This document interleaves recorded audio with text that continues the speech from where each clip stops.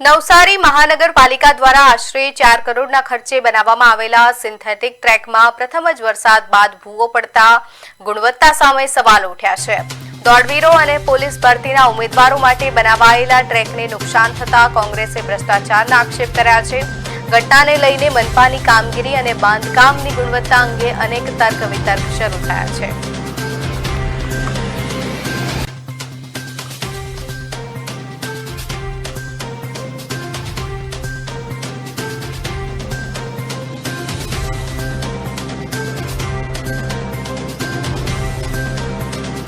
मैदान ए नવું डेवलप થતું मैदान है।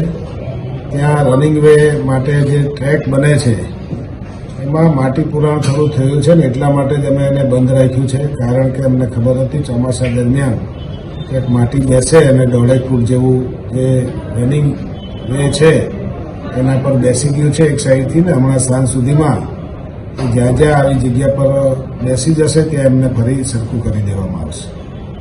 નવસારી મહાનગરપાલિકાના વહીવટદાર અને સૌ પ્રથમ કમિશનર એવા દેવ ચૌધરીએ અનેક ભ્રષ્ટાચારના કામો કર્યા છે। તેમાંનો એક આ સિન્થેટિક ટ્રેક એ સૌથી મોટું ઉદાહરણ છે।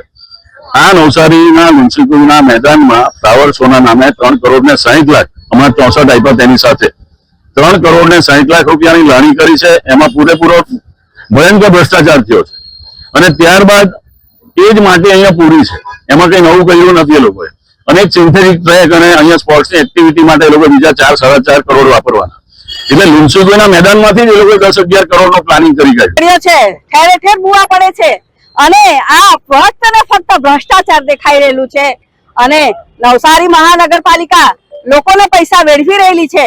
અને એક એવો બી સવાલ છે કે આ લુન્સુગઈ મેદાન વર્ષો જૂનું પારસી લોકોએ આપણાને બચ્ચાઓને રમવા માટે ના આપેલું છે, ત્યારે આ પિચિંગને શું જરૂર હતી? ત્યારે આ પાથરીને 4 કરોડ જેવા માથ પર પૈસાનો ખર્ચો અહીંયા કરવામાં આવેલું છે, જે પોલમ પોલ ભાજપની દેખાઈ રહેલી છે।